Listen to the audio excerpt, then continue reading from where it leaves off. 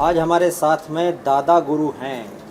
दादा गुरु, इनका नाम देश विदेश में कीवर्ड्स में सर्च किया जा रहा है। ये वो व्यक्ति हैं जो 3 साल से अन्न नहीं लिए हैं, केवल पानी पी के रह रहे हैं, और पानी भी केवल नर्मदा नदी का पानी पीते हैं। और 3 साल से सारा काम करते हैं, पैदल चलते हैं, और बहुत लोग हैरान हैं। गोल्डन बुक ऑफ रिकॉर्ड्स ने कई रिकॉर्ड्स दे डाले, और इन 3 साल के बीच में इन्होंने 2-3 बार ब्लड भी दे दिया है। हमारे साथ में हैं, आपका बहुत बहुत स्वागत है। मैं और मेरी पूरी टीम आपका स्वागत करते हैं। हम लोग आपसे सवाल पूछेंगे, कुछ सवाल मेरे हैं, कुछ सवाल मेरे साथियों के हैं। पहला सवाल तो ये है कि इतने दिनों तक कोई व्यक्ति भूखा कैसे रह सकता है? क्या आप वाकई पानी लेते हैं और कुछ नहीं लेते? हमारी भारतीय सनातन संस्कृति में हमने नदियों को माँ कहा है, और जो आहार से हमें ऊर्जा प्राप्त होती है वो निश्चित रूप से जो प्रकृति के समीप है, जो इस गंगा यमुना या वो नर्मदा की निकटता में है, प्रकृति की निकटता में, तो प्रकृति हर एक क्षति की पूर्ति भी करती है, और प्रकृति में विद्यमान है वो ऊर्जा जो व्यक्ति आहार से लेता है, वही हम नर्मदा के जल से और उसके तट पर चलते चलते जो नर्मदा के हर कंकर को शंकर कहा है। दुनिया के अंदर सबसे सकारात्मक ऊर्जा वो नर्मदा की शिलाओं में है, कंकरों में है, पत्थरों में है, इन पेड़ों में है, पहाड़ों में है, सूर्य के प्रकाश में है, चंद्र के प्रकाश में है। पर आपको कैसे मिल रही? बाकियों के लिए तो थोड़ा सा ये समझ के थोड़ा सा परे है। आपको मिल रही है, वर्तमान मेडिकल भी कहता है, हमने सुना है कि 61 दिन से ज्यादा कोई इतना बड़ा व्रत नहीं रख सकता। आपने 3 साल लगभग हो गए। आज तो ज्ञान और विज्ञान सभी स्वीकार कर चुका है।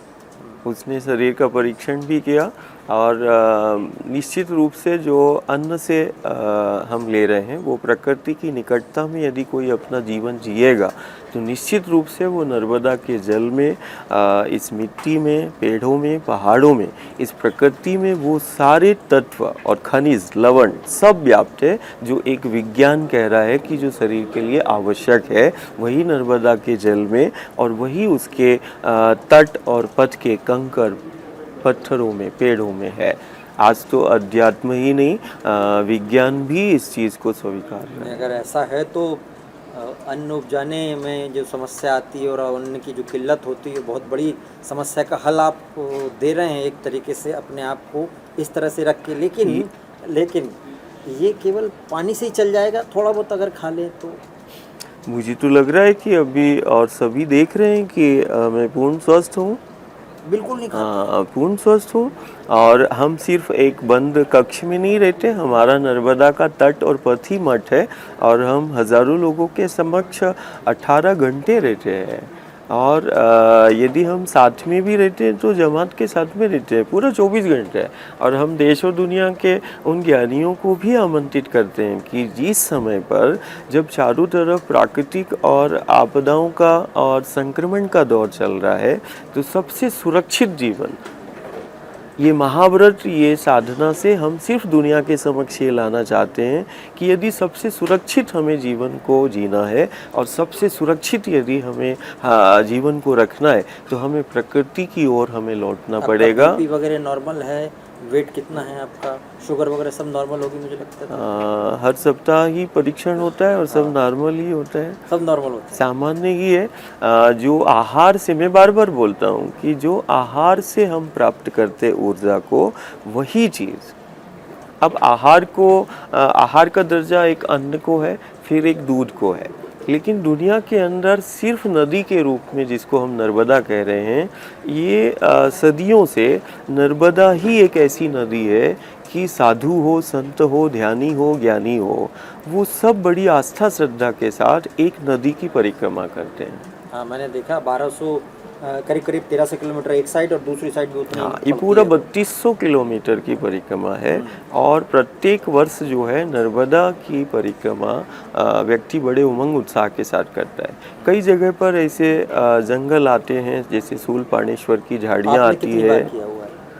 हमारा तो नर्मदा का पथ ही और तट ही मठ है, हम तो उसी पे चलते रहते हैं, हम तो पथ पर ही चलते हैं। 3 साल से ही आप कर रहे हैं, लेकिन आपका ये तो बता रहा है कि अध्यात्म आप बहुत दिनों से कर रहे हैं। अन्न त्यागने की प्रेरणा कहाँ से? नहीं, ये त्यागना नहीं है, ये त्यागना नहीं है, हम इसको त्यागना नहीं, ये प्रकृति से जोड़ना है।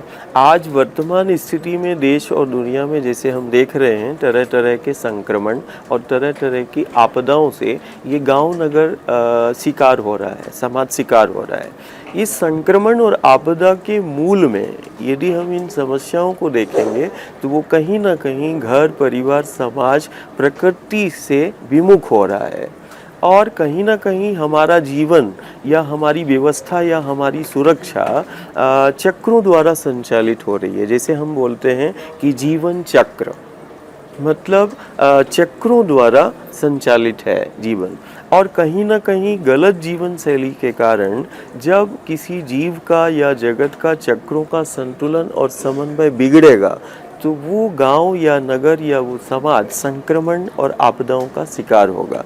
संक्रमण आपदा इस बात की प्रामाणिकता है कि हमारी गलत जीवन शैली के कारण चक्रों का संतुलन बिगड़ गया, जिन चक्रों पर हमारा जीवन स्थित है।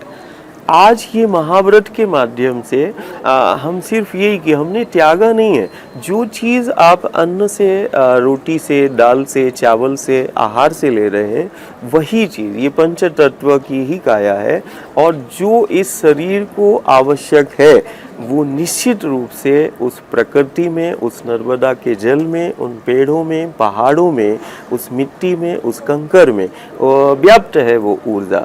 हमसे कुछ पूछना चाह रही है गुरुजी, मेरा एक सवाल है आपसे। मैं नॉर्मली देखती हूँ कि जिस तरीके से आपने कहा कि आप इतने समय से आपने अन्न ग्रहण नहीं करा, आप नर्मदा का जल पी करके रह रहे हैं, लेकिन मैंने देखा है कि मैं अगर अपने आप को उस जगह पे देखूँ तो मुझे लगता है नवरात्र का जो फास्ट होता है, 9 दिन का फास्ट, मैं उससे जोड़ के देख रही हूँ। 9 दिन बहुत मुश्किल हो जाता है, उसमें भी हम कुछ ना कुछ खाते, जैसे फल खा लिया, कुछ खा लिया, आप बिल्कुल भी कुछ नहीं खाते, आप सिर्फ जल लेकर निश्चित एक आम लोगों के लिए कैसे पॉसिबल होगा? अगर मैं ऐसा करना चाहूँ या फिर मेरे जैसे और भी लोग नहीं, ये सबके लिए पॉसिबल हो सकता है। सिर्फ समस्या ये है कि हमारा जीवन जो है वो अप्राकृतिक जो साधन संसाधन है, जिनको आप लोग बोलते हैं आर्टिफिशियल सिस्टम, तो हम एक तरफ अप्राकृतिक साधन संसाधनों के बीच में हैं, दूसरी तरफ हम प्रकृति में व्याप्त उस ऊर्जा को हम ग्रहण करने की बात करें तो ये संभव नहीं। ये संभव तभी है जब आप पूर्णतः प्रकृति केंद्रित जीवन को यदि कोई जीता है तो वो निश्चित रूप से, और हम तो ये कहते हैं कि विज्ञान नहीं, विज्ञान कहता है कि रोज 5 लीटर कम से कम जल की आवश्यकता होती है, और हम अभी 3200 किलोमीटर में हज़ारों भक्त प्रेमियों के साथ में हम चल रहे थे। हमें तो 25, हम सिर्फ बैठे बैठे व्रत नहीं कर रहे हैं, हम तो चल भी रहे हैं, हम तो चलते भी हैं। जैसे एक साथ नहीं, मैं वही बता रहा हूँ कि 5 लीटर की आवश्यकता है। यदि हम बोलें कि यदि कोई 20 किलोमीटर कोई चलेगा, 25 किलोमीटर चलेगा तो उसको जल तो चाहिए ना, लेकिन वो नर्मदा का इतना असाधारण जल है कि वो 1 से 1.5 लीटर, मतलब 1 लोटा या 2 लोटे पानी में हम 25 किलोमीटर चल रहे हैं। हम तो कभी कभी कुछ समय वायु पर भी चल रहे हैं, और ये अकेले नहीं है। मैं तो दुनिया को, सबको आमंत्रित भी कर रहा हूँ कि देखो उस असाधारण नर्मदा के जल में, उस असाधारण वो पथ में, ये वही यमुना के, गंगा के पथ हैं जिस पथ पर चलकर गुरु और गोविंद ने जीना सिखाया। कहीं ऐसा तो नहीं कि योग आप करते हैं? अब योग तो पूरा जीवन ही है, ये योग ही है। बैठना कैसे अडॉप्ट कर सकते हैं? बैठना, उठना, चलना, ये सब योग ही तो है, हम योग में ही स्थित हैं। स्वामी जी, भारत को नदियों का देश कहा था। हाँ, 200 से ज़्यादा नदियाँ भारत में। आप नर्मदा की बात तो हर बार कर रहे हैं। अब हम बसते हैं यमुना के किनारे। यमुना का पानी वैसा है कि एक घूंट नहीं पी सकते, 1.5 लीटर आदमी क्या पिएगा? इस पे आप, ये महाव्रत इसीलिए, ये साधना इसीलिए है उसकी जीवंतता को बताने के लिए कि आज हम दुनिया के अंदर गंगा के रूप में, यमुना के रूप में, नर्मदा के रूप में, गोदावरी के रूप में, कावेरी के रूप में जो हमें नदियाँ मिली हैं, वो उनका जल दुनिया का सबसे असाधारण जल है। हमारा सिर्फ जल ही नहीं, हमारी मिट्टी भी सबसे असाधारण है। हमारा जो जंगल है, जिन्हें अभ्यारण्य हम कहते हैं, विंध्याचल है, सतपुड़ा है, हिमालय की वादियां हैं, हमें दुनिया के सबसे असाधारण पर्वतमालाएं मिली हैं जिनमें असीम ऊर्जा है, जिसको हम सकारात्मक ऊर्जा या दैवी ऊर्जा हम कह सकते हैं। हम प्रॉपर कन्वर्ट कर सके या टैप कर सके, तो जितनी भी समस्याएं हैं, कुपोषण और नहीं, पता नहीं कौन कौन सी सब खत्म हो कन्वर्ट जाएंगी। करने की आवश्यकता ही नहीं, हम उसके साथ हमें सिर्फ प्रकृति के समीप आना है। और निश्चित जैसे कि अभी इन्होंने कहा कि नहीं यमुना के जल में विषाक्तता है, वो गलत जीवन शैली के कारण है, हमारे गलत आचरणों के कारण आज अमृत तुल्य जल में विष घोल रहा है। तो कहीं ना कहीं ये महाव्रत, ये साधना या ये इसको हम योग कहें, ये उसी की जल की जीवंतता का है कि कहीं ना कहीं ये संक्रमण जो हम गांव नगर में देख रहे हैं, समाज में देख रहे हैं, संक्रमण इस बात की प्रामाणिकता है कि जल अशुद्ध हो गया है, जल में विषाक्तता संक्रमण की सबसे बड़ी है। आपने बहुत सारे काम पर्यावरण के लिए किए हैं, तो इसमें वो नदियों को साफ करना भी शामिल है? निश्चित, ये एक तरफ मिट्टी आज हमारे सबसे बड़ी चुनौती है कि जल में जहर, मिट्टी में जहर और वायु में भी जहर, ये गलत जीवन शैली और गलत आचरण के कारण है। अब कोई भी साधना या कोई भी उपासना ये सफल नहीं हो सकती जिस समाज के जल में, मिट्टी में और वायु में, हवा में जहर हो, तो वो समाज कैसे स्वस्थ रहेगा। अभी हम इसी यमुना के तट से जब हम आपके दिल्ली आ रहे थे तो हम मथुरा वृंदावन में थे, और मथुरा वृंदावन यमुना के तट पर हम ब्रह्मांड घाट पहुँचे। और ब्रह्मांड घाट में जब हमने आचार्य से और भक्त प्रेमियों से पूछा कि यहाँ इस घाट पर भक्त प्रेमी क्यों आता है, तो उन्होंने बड़ी सहजता से बोला कि ये वही तट है जहाँ पर भगवान श्री कृष्ण ने मिट्टी को खाया और मिट्टी को खाकर यशोदा को ब्रह्मांड दिखाया। तो मैंने भक्त प्रेमियों से पूछा कि कोई भी परमात्मा या ईश्वर का जब भी अवतार राम के रूप में, कृष्ण के रूप में, बुद्ध के रूप में, महावीर के रूप में जब भी आया, वो गुरु गोविंद के रूप में, तो कहीं ना कहीं उसने लीला की। उस लीला के पीछे कहीं ना कहीं समाज के वो सूत्र थे सबसे बेहतर और सबसे सुरक्षित बनाने के। आज यदि सारी दुनिया मिट्टी बचाने की बात कर रही है, आज सारी दुनिया मिट्टी को सुरक्षित करने की बात कर रही है, लेकिन 5000 वर्ष पहले यदि हम इसी यमुना के तट के उस कृष्ण लीला को देखें, तो वो मिट्टी को खाकर क्या बताना चाह रहे थे। उन्होंने मिट्टी को खाकर उस मिट्टी की जीवंतता को, उस माटी के एक एक कण में छिपी जीवंतता को, उस माटी के में छिपे उस कण में ब्रह्मांड की उस समर्थता को बताया। मुख में मिट्टी को रखकर मेरे ठाकुर ने उस माटी का मान बढ़ाया। मुख में मिट्टी को रखकर वो माटी की महिमा और माटी के महत्व को बताता है। मुख में मिट्टी को रखकर माटी हमारा अस्तित्व है, ये सारे जगत को बताता है। कैसे तो माटी से जुड़ना मेरे कृष्ण ने सिखाया है। विषाक्तता या फिर पानी की विषाक्तता इसमें सबसे ज्यादा हमने देखा है कि वो जो वेस्ट होता है, इंडस्ट्रियल वेस्ट सबसे ज्यादा नहीं, इसमें अलग अलग यमुना के तट पर औद्योगिकरण है, तो नर्मदा के तट पर जल की विषाक्तता का कारण है रासायनिक खेती। हम गौ आधारित खेती करते थे, हम प्राकृतिक पद्धति से खेती करते थे। आज नर्मदा के जल में 70% जो घातक जहर मिल रहा है वो रासायनिक खेती से मिल रहा है। तो ये साधना से, ये परिक्रमा से हम किसानों को कि वो जहर में मिट्टी मिलाकर हम अन्न को पैदा कर रहे हैं।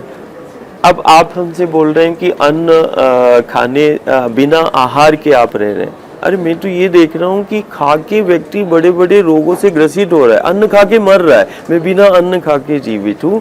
यही प्रामाणिकता है कि जहर मुक्त वो मिट्टी हो जाए। इसके लिए ये जागरण, ये साधना है। कारण जैसे यमुना के तट में जो विषाक्तता है वो औद्योगिकरण के लिए, लेकिन हर एक जगह पर अलग अलग स्थिति है। और हमारा धर्म तो प्रकृति ही प्रधान है। हमारा धर्म, हमारी संस्कृति, हमारी व्यवस्था, हमारा विकास सब कुछ है। आज हम वेदों और पुराणों की बात कहें या सनातन धर्म की बात करें, तो ये वही हमारा सनातन धर्म और संस्कृति है जो माटी को पूजता है। हमने तो माँ को भी देखा कि हम ही दुनिया में हैं जो एक तुलसी के पौधे से लेके आंवला, बड़, पीपल, हम पेड़ पौधों से प्रार्थना करते हैं। दुनिया में हमारी संस्कृति है, दुनिया में हम ही है जो माटी को माँ के रूप में पूजते हैं। मैंने सुना तो है निश्चित रूप से कि आप पौधों से बात करते हैं, पेड़ों से, नदी से बात करते हैं। क्या वे भी बात करती हैं या कुछ कूट भाषा है, कोई कोई कोड वर्ड है इसमें? मुझे जो हमारी सनातन धर्म संस्कृति है, हम जीवित को पूछते हैं और जिसको हम नदी कह रहे हैं वो जीवित है। मिट्टी का एक एक कण जीवित है। पेड़ पहाड़ ये प्रकृति और ये रिस्पॉन्ड कैसे करते हर हैं? युग सदी में हुआ है। हमने गंगा पुत्र का नाम सुना होगा, भीष्म का, कि एक गंगा हर युग सदी में कभी गंगा से संवाद किया, कभी नर्मदा से, कभी गोदावरी से, कभी कावेरी से। गुरु गोविंद या जो भी महापुरुष या सिद्ध आए वो यमुना गंगा गोदावरी कावेरी के पथ पर ही चले और चलकर ही जीना सिखाया। और प्रकृति के साथ संवाद एक जीवंत है। हम जिस संवाद को हम ये कर रहे हैं ये शब्दमय है, प्रकृति भाव प्रधान है। निश्चित रूप से जो भी आज तक दुनिया को मिला है वो प्रकृति की निकटता में ही दुनिया को मिला है।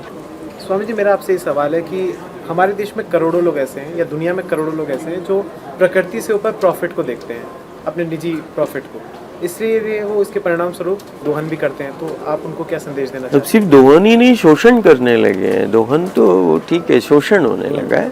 आज हम जो देश दुनिया में आपदा और संक्रमण देख रहे हैं वो कहीं ना कहीं अत्यधिक प्रकृति के दोहन नहीं, शोषण के कारण है। चाहे वो धरा का हो, चाहे वो वनों का हो, अभ्यारण्य का हो, चाहे वो नदी का हो। नदी हमारी एक ऐसी व्यवस्था के रूप में है जो सिर्फ जीवन का ही आधार नहीं है, हमारी व्यवस्था और विकास का भी आधार है। हमारे धर्म का वो मेरुदंड है, हमारी संस्कृति का, हमारी सभ्यता का। कहीं ना कहीं हम यही कि आज वर्तमान समय में सबसे ज़्यादा भीषण आपदा का जो केंद्र बना हुआ है वो नदियों के किनारे है। नदियों के किनारे भीषण आपदा। अब तो ये है कि द्वारका की तर्ज पर, द्वारका 5000 वर्ष पहले जैसे सबसे सुरक्षित और सबसे व्यवस्थित नगर था, लेकिन प्रवृत्ति के कारण, गलत प्रवृत्ति के कारण उस विकसित नगर का, सुरक्षित नगर का अस्तित्व खत्म हो गया। जिस समय हम आपसे बात कर रहे हैं उस समय देश और दुनिया के कई गांव नगर खत्म हो चुके हैं, उनका अस्तित्व खत्म और कुछ आने वाले समय में होने वाला है। जनसंख्या तो कहीं ना कहीं नहीं, जनसंख्या की बढ़ोतरी का कारण नहीं है, ये प्रकृति के साथ छेड़खानी का कारण है। जनसंख्या इसका कारण नहीं है। मैं सिर्फ इतना पूछना चाहूँगा, जैसे आपने 3 साल पहले से आहार छोड़ दिया, सिर्फ जल पे है, तो 3 साल वो आपके दिमाग में ऐसा क्या है कि आपने आहार त्यागने का मन बनाया? मैं बार बार बोल रहा हूँ कि कोई चीज़ छोड़ने का नहीं है, त्याग नहीं है। हमारा सिर्फ ये है कि हमारा मन बना हुआ है कि भोजन से ही जब हम रोटी खाएंगे, दाल चावल खाएंगे, तभी शरीर के लिए ऊर्जा हमें प्राप्त होगी। ये आपका या उस किसी का दिमाग में सेट हुआ है कि हम यदि आहार नहीं लेंगे तो हम खत्म हो जाएंगे, हम मर जाएंगे, हमारा शरीर जो है क्षय हो जाएगा। लेकिन उस अन्न को लेने से जो ऊर्जा हमें शरीर को प्राप्त होती है, हम वही समाज को बताना चाह रहे हैं कि वो प्रकृति में विद्यमान है, हमें सिर्फ उससे जुड़ना है। मैं ये जानना चाहता हूँ ना, जैसे 3 साल पहले तो आप आहार का ग्रहण करते थे, मैं वैसे भी एक ऐसा क्या हुआ कि फिर आपने एक टाइम का ही लेटर था उस समय। तो फिर भी मतलब ये ऐसा क्या आया कि मन में सिर्फ कि कारण आहार इस व्रत का पीछे कारण ये है कि जो आपदा और संक्रमण का दौर चल रहा है और जो हमारा समाज इसका शिकार हो रहा है, कहीं ना कहीं हम उस जीवनदायिनी जिनको दुनिया नदी के रूप में देख रही है, हमारे लिए वो साक्षात भगवती है, हमारे लिए वो साक्षात शक्ति स्वरूप है। और हम उस गंगा हो, यमुना हो या उस माँ नर्मदा के आंचल में जो जीवन छिपा हुआ है, जो उसकी जीवंतता है, हम उसको दुनिया के समक्ष लाना चाह रहे हैं कि ये साधारण पेड़ पहाड़ या ये नदियाँ नहीं हैं, इनसे हमारी जिंदगियाँ हैं। तो जो करोड़ों जिंदगी जो संक्रमण और आपदाओं का शिकार हो रही है, वो कहीं ना कहीं समाज इस प्रकृति से जुड़े, वो यमुना से जुड़े, वो गंगा से जुड़े, उन नदियों से जुड़े, कहीं ना कहीं इसमें छिपी उस जीवंतता की प्रमाणिकता के लिए हम ये कर रहे हैं। दादा गुरु, लगभग एक लंबे समय से मैं आपकी वीडियोस देख रहा हूँ, सोशल मीडिया पे भी आपकी ज़्यादातर वीडियोस हैं, और दरअसल प्रारंभिक यात्रा के बारे में आपको मैं जानना चाहता हूँ। अभी तो वर्तमान में आपसे समस्या की बात कर रहे हैं, शुरुआती दौर में ऐसा क्या था कि आप सब कुछ छोड़ कर निकले थे, और उन यात्राओं में मैंने देखा है कि जब आप नर्मदा के तट पर भी चलते थे तो एक आपके भीतर एक मतलब शरीर में एक जैसा क्रोध, रुद्र वो चीज़ें दिखती थी, और अभी आप बहुत सौम्य हैं, बहुत सरल तरीके से बैठे हुए हैं। एक वीडियो मैंने देखा था, उसमें वृक्ष के साथ आप एक गांव में थे और निवासियों को आप चेतावनी दे रहे थे। काफ़ी ज़्यादा आप उसमें क्रोधित भी थे। अभी सबसे ज़्यादा नर्मदा मैया के पथ पर चलते चलते जो गांव नगर है वो संक्रमण और आपदाओं का, जैसे हम देख रहे हैं कि सबसे ज़्यादा आपदा और संक्रमण का शिकार वो नदियों के तटवर्ती जो गांव है वो नगर है। उसके पीछे कारण हमने देखा कि जो उसके जीवन का आधार है और जो हमारी सनातन संस्कृति कहती है कि हम पेड़ों को, पौधों को हम देवता के रूप में, ईश्वर के रूप में हम मानते हैं। हम ईश्वर उसको हमने कहा जो जीवन शक्ति का संचार करता है, जो प्राण शक्ति का संचार करता है। हमने उसको परमात्मा और ईश्वर के स्वरूप हमने पूजा। और इस धरा पर परमात्मा या ईश्वर की जागृत जो मूर्तियां हैं, जो हमारी सनातनी परंपरा कहती है, वो वृक्ष है। हमने वृक्ष के रूप में, एक पेड़ के रूप में हमने अपने परमात्मा और ईश्वर के उस स्वरूप की अनुभूति की है कि सिर्फ ईश्वर ही है जो जीवन शक्ति, प्राण शक्ति का संचार कर सकता है, जो जीवन को धारण करता है। अब जैसे कि माँ नर्मदा है, कहते शिव की देह से जिसका प्राकट्य हुआ माँ नर्मदा है। जिस प्रकार शिव ने अपनी जटाओं में गंगा को धारण किया और शिव ने जिस प्रकार देह से वो अमृत तुल्य जल प्रकट हुआ, तो ये शिव स्वरूप ही है ये वृक्ष, जो नर्मदा वो असाधारण जीवन शक्ति को धारण करते हैं। ये वही पेड़ पहाड़ हैं। ज़रूरत व्यवस्थाओं के कारण कहीं ना कहीं गांव उन पेड़ों को, जो माँ का जीवन क्षेत्र है, उनको खत्म कर रहा है, सिर्फ एक महज अपने घर को या जीवन की उन व्यवस्थाओं के लिए, ज़रूरत के लिए। वो तो कभी कभी वो देखते हैं कि वो हमें तो पूज रहा है ऐसे स्वरूप में, लेकिन हाँ, गुरु गोविंद ही, या मैं हमेशा बोलता हूँ कि वृक्ष के रूप में ही गुरु का, गोविंद का पूजन करें। वृक्ष मेरा ही स्वरूप है। तो एक तरफ जो वृक्ष के रूप में वो परमात्मा ईश्वर हमारे द्वार पर खड़ा है, हम जरूरत व्यवस्था के नाम पर उसको काट रहे हैं, और जब हम इस स्वरूप में आए तो वो अब हमें पूज रहे हैं। तो उस समय हमें थोड़ा सा हमारी उग्रता आती है कि एक तरफ तुम मुझे काट रहे हो और दूसरी तरफ तुम मुझे पूज रहे हो। तो ये कहीं ना कहीं समाज का दोहरा चरित्र है, जिसके कारण समस्या बनी हुई है। मतलब स्वयं को आप वृक्ष समझकर और उन लोगों को इस बात नहीं, सिर्फ स्वयं को ही नहीं, हर युग सदी में गुरु और गोविंद ने बहुत ज्यादा, आप मतलब बहुत ज्यादा हाँ, थी और बहुत तेज, मतलब लाउड मैंने आपको उस समय में देखा था। वो कभी ये चाहे गंगा का, यमुना का या नर्मदा का पथ हो, अभी सबसे ज़्यादा जो पीड़ा है वो यही है कि हम ज़रूरत व्यवस्था और विकास के नाम पर कहीं ना कहीं हम उन असाधारण जो हमारे वन हैं, हमारे ये पेड़ पहाड़ हैं, हम ज़रूरत व्यवस्थाओं के नाम पर उसको काटते चले। आज बद्रीनाथ केदारनाथ हम देख लें कि जहाँ साक्षात परमात्मा और शक्ति है, आज सबसे भीषण आपदा के केंद्र बने हैं। हम कभी कभी, हम कल दिल्ली वालों को भी बोल रहे थे कि दिल्ली भी एक द्वारका हम समझ लें, तो कहीं ये द्वारका की तर्ज पर कल भारत के मानचित्र से वो तो नहीं हो जाएगा। तो उसके पीछे यदि होगा, कभी ऐसा होगा कि मुंबई है, कभी दिल्ली है, कभी हम मद्रास को देखते हैं, कभी हम कलकत्ता को देखते हैं, तो आने वाले समय में यदि यही भौतिकवाद चलता रहा और हम ज़रूरत व्यवस्थाओं के नाम पर यदि हम इसका शोषण करते रहे, तो वो निश्चित है कि दुनिया के दूसरे गांव नगर, जैसे आज उनका अस्तित्व खत्म हुआ, कल हमारे देश के भी कुछ गांव नगर हैं जो आज खत्म होते चले जा रहे हैं। दादा गुरु, आप नर्मदा के आसपास तो रहते हैं, क्या यही और किसी नदी के साथ या कहीं हम उम्मीद कर सकते हैं कि बहुत जल्दी दादा गुरु यमुना और गंगा के किनारे निश्चित हमारा गंगा का, यमुना का, हम बोलते हैं कि ये गंगा, यमुना, नर्मदा, गोदावरी, ये दुनिया के लिए तट है, हमारे लिए मठ है। तो हमारा कई बार ऐसा होता है कि कोई स्वामी आचार्य या कोई आएगा तो बोलेंगे नहीं, महाराज जी का मठ कहाँ है। तो मैं घर परिवार से बोलता हूँ कि ये गंगा यमुना नर्मदा के तट और पथ ही हमारे मठ हैं। और निश्चित रूप से आज हम यदि दिल्ली में हैं तो हम यमुना जी का ही बात कर रहे हैं कि यमुना वो असाधारण, ये यमुना का पथ है जिस पथ पर आज हमारा संवाद हो रहा है। 5000 वर्ष पहले वो लीला इन्हीं तट और पथों पर तो हुई और दुनिया को बताया, जीना सिखाया, वही तो हमारा गुरु गोविंद कहलाया। तो ये असाधारण पथ है जहाँ चलना साधना कहलाती है। और ये असाधारण पथ निश्चित रूप से आने वाले समय में दुनिया को प्रकृति केंद्रित जीवन शैली, प्रकृति केंद्रित व्यवस्था की ओर ले जाएंगे। ये सर्वशक्ति संपन्न है, बस हमें जीने की आवश्यकता है कि हम इन माँ के निकटता में हम जिए। और यदि कोई माँ की निकट है तो वो सबसे बेहतर है और सबसे सुरक्षित है। कारण एक माँ ही है जो सिर्फ जीवन ही नहीं देती, एक माँ ही है जो हमें आत्मनिर्भर बनाती है।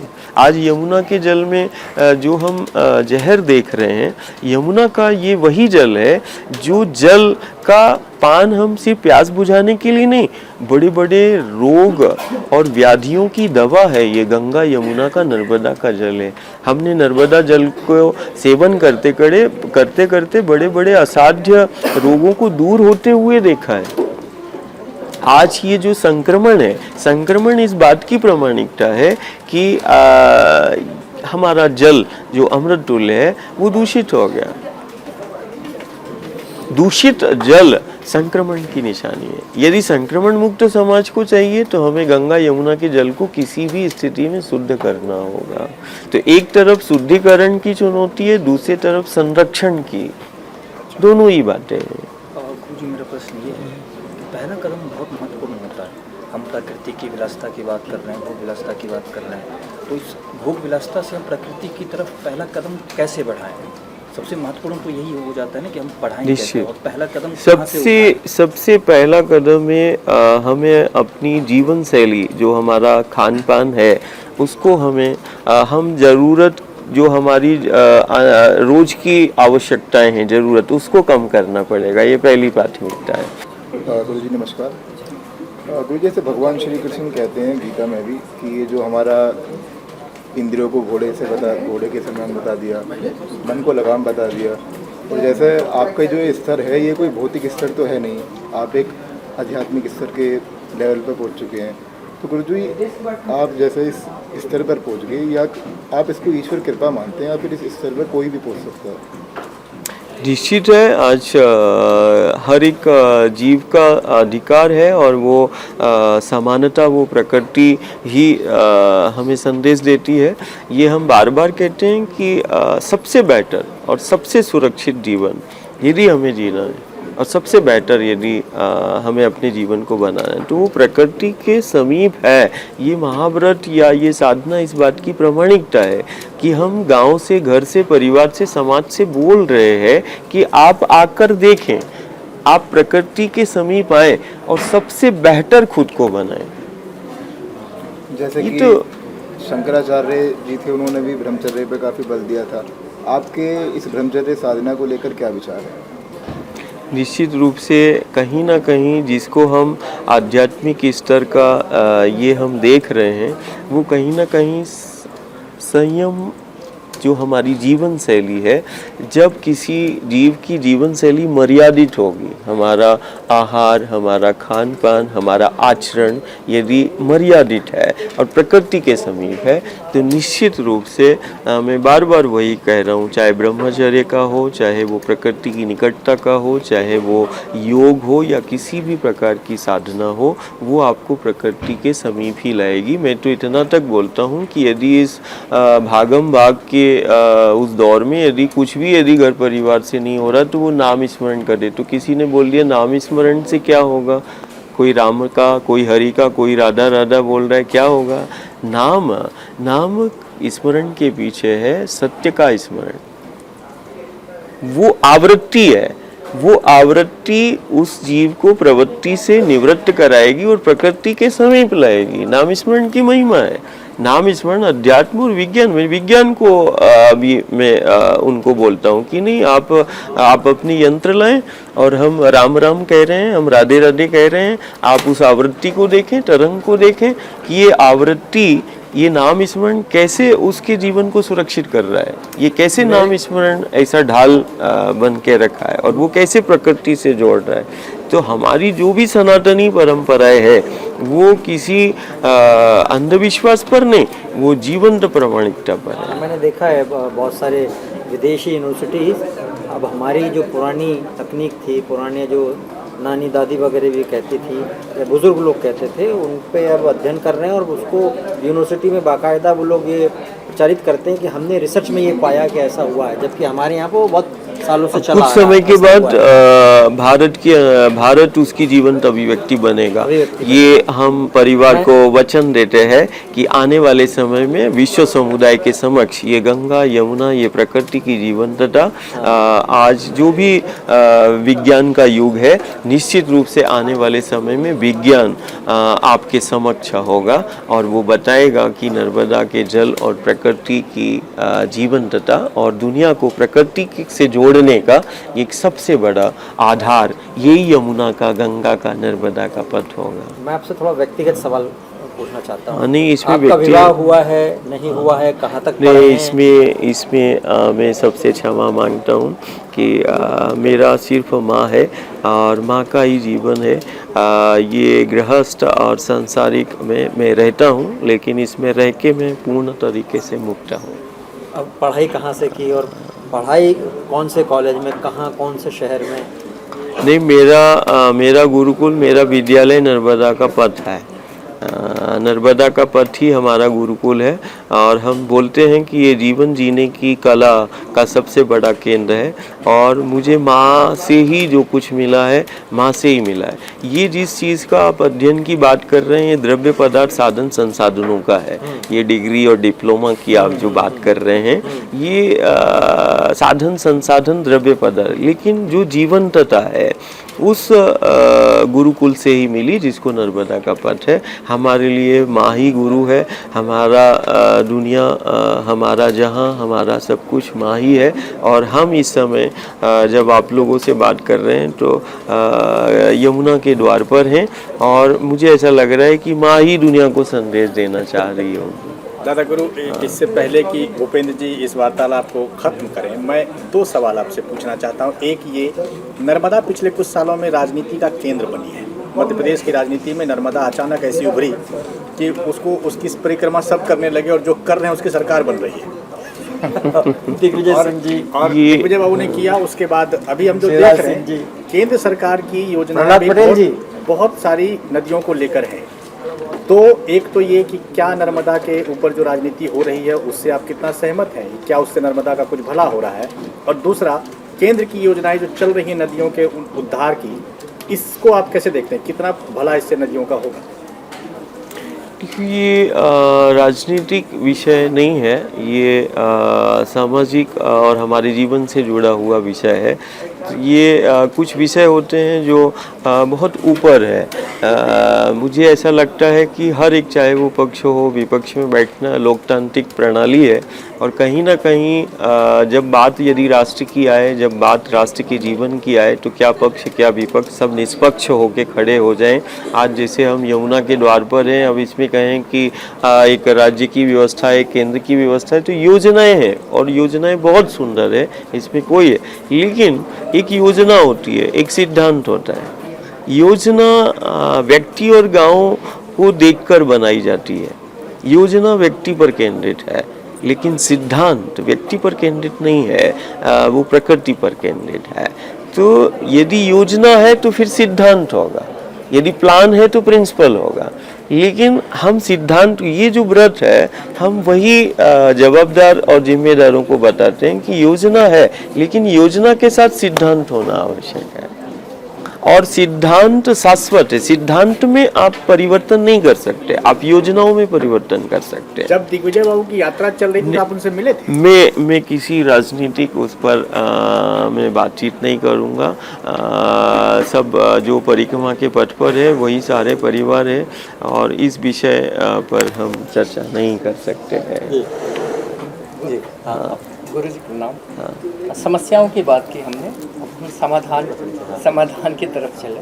दिल्ली नगर निगम ने पिछले एक सत्र से अपने सिलेबस में प्रकृति को शामिल किया है। किसी वर्ष वायु, किसी वर्ष जल, किसी वर्ष पेड़ पौधे, किसी वर्ष नदियाँ, इसको शामिल किया है। तो मेरे ख्याल से ये आपको कैसा लग रहा है, क्योंकि एक समाधान है। आज मैं दिल्ली के बच्चों से मिला और निश्चित रूप से MCD जो अभी एक वर्ष में प्रकृति केंद्रित जो हमारी शिक्षा पद्धति है वो प्रकृति केंद्रित ही रही है और निश्चित रूप से हमने कल बच्चों को वो जीवंत प्रकृति की जीवंतता का वो उदाहरण दिल्ली के बच्चों ने दिया। निश्चित रूप से ये अच्छे संकेत हैं कि हमारी आने वाली पीढ़ियाँ और खासकर MCD और शिक्षा विभाग जो है वो प्रकृति पर केंद्रित कि कैसे बच्चे प्रकृति के समीप आए, इसमें बहुत अच्छे प्रयोग अभी एक वर्ष में हुए हैं और ये निश्चित रूप से आने वाले समय में मील का पत्थर होगा और यही कहीं ना कहीं आधार होगा। गुरुजी, मेरा भी प्रश्न है कि जैसे आजकल लोग भूखमरी से भी मर रहे हैं, तो अगर आपकी साधना, आप मेरे चैनल बताइए कि आपकी साधना देखकर उन्हें उन तक ये चीज़ पहुँचे कि वो भी जल पी के अपना जीवन व्यतीत कर सकते हैं और वो भूखमरी का शिकार ना हो। नहीं, इसमें कुपोषण या जिसको हम भूखमरी कह रहे हैं कि उसका शिकार हो रहा है और वो इसका माध्यम बना ले कि नहीं जल पर ही हम जीवित हैं, तो ये दोनों प्रश्न अलग अलग हैं। हमारा जल का सेवन या प्रकृति की निकटता में जो हम जीवन जी रहे हैं वो अपनी ज़रूरत व्यवस्थाओं के कारण जो अत्यधिक शोषण कर रहे हैं। आज कहीं ना कहीं आपदा हो, संक्रमण हो या कुपोषण हो, इसके पीछे शोषण है प्रकृति का। आज मिट्टी है, यदि अन्न पैदा नहीं हो रहा है तो उसके पीछे हमने मिट्टी को समाज ने बंजर कर दिया और आज यदि मिट्टी खत्म हो गई तो अब जब मिट्टी नहीं रहेगी तो अन्न कहाँ से है।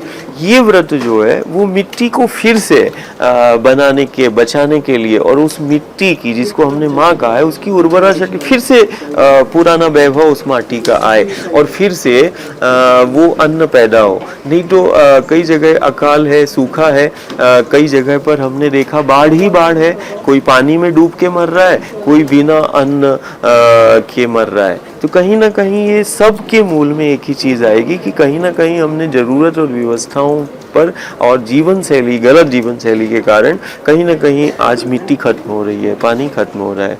तो मैं तो यही घर परिवार से और समाज से, कुपोषण कभी नहीं आएगा जो माटी से जुड़ा है और जो माटी से जुड़ा है वो निश्चित रूप से कुपोषण संभव नहीं है और कभी आहार की कमी नहीं आएगी। हाँ, मेरा प्रणाम। जलवायु परिवर्तन के इस दौर में जब बहुत विश्व के बहुत सारे लोगों को अन्न और शुद्ध जल नहीं मिल रहा है, उस समय खाने पीने की सामान और जल की बहुत बर्बादी हो रही है, तो इस पर आप क्या संदेश देना चाहेंगे? ये व्रत ही मेरा है कि जब चारों तरफ माटी और पानी को बचाने की बात हो रही है और जब चारों तरफ संक्रमण और आपदा का शिकार हो रहा है तो हमारा यही संदेश है कि वो अपनी जीवन शैली, मैं बार बार यही बोल रहा हूँ कि जीवन शैली में बदलाव ही इस समस्या का समाधान है। कोई ऐसी व्यवस्था नहीं है, कोई ऐसा वित्त नहीं है कि वित्त को लगा के हम गंगा यमुना का या प्रकृति का हम संरक्षण संबंध, वित्त से नहीं, चित्त से होगा। मैं फिर थोड़ा सा कुछ और सवाल पूछूंगा। आज सुबह आपने कब पानी पिया था लास्ट बार? सुबह टाइम कितने घंटे पहले हुआ होगा? अभी कितना बचा हुआ? 2:30 बज रहा। हाँ, तो ऐसा कितना 10-11 बजे। कितना पिया होगा? 1 गिलास है। 1 गिलास? हाँ। तो दिन भर में कितने गिलास होते हैं? 4-5 गिलास हो जाए बस। हाँ। तो ये शुद्ध कहाँ पर मिलता है? नदी इस अभी तो मैं दिल्ली में, तो मैं जब आया तो मुझे मालूम था कि दिल्ली में यमुना का जल और प्राकृतिक जल लोग यहाँ नहीं है, तो मैं 5 दिन का व्यवस्था परिवार लेके आया। वहाँ पर नर्मदा कौन सी जगह? प्रवाहित जल में। हाँ, नर्मदा कौन सी जगह शुद्ध है? नर्मदा कहाँ का पानी पिया जा सकता है? नर्मदा सिर्फ जो हमारे शहर जो किनारे बसे हुए हैं उसको छोड़ के बाकी जगह पर नर्मदा का जल जो है अभी काफ़ी हद तक अन्य गंगा और यमुना की हम तुलना करेंगे जल की तो काफ़ी। अरे मैंने ये सुना है, जो आपने नर्मदा परिक्रमा की बात करी, तो नर्मदा परिक्रमा में अभी भी अश्वत्थामा के चिन्ह मिलते हैं, या अश्वत्थामा कई लोगों को मिले हैं, ऐसे बहुत लोगों से हमने सुना है। ये है कैसा? नर्मदा का पथ बहुत सारे सिद्ध और योगियों की तपोभूमि रही है और नर्मदा का तट और पथ ध्यान योग साधना का ही रहा है। नर्मदा का पथ जो है उसमें आज भी जो भक्त प्रेमी बड़ी आस्था श्रद्धा के साथ परिक्रमा करता है तो सिर्फ अश्वत्थामा ही नहीं, वो नर्मदा का भी साक्षात्कार करता है और उसको माँ मिलती है और जैसे बच्चे के साथ रहती है।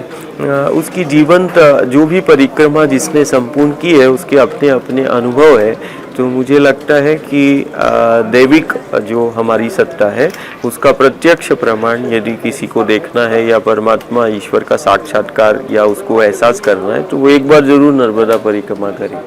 और जिसने किया है और हर साल लाखों परिक्रमा करते हैं, देश का ही नहीं दुनिया का करता है।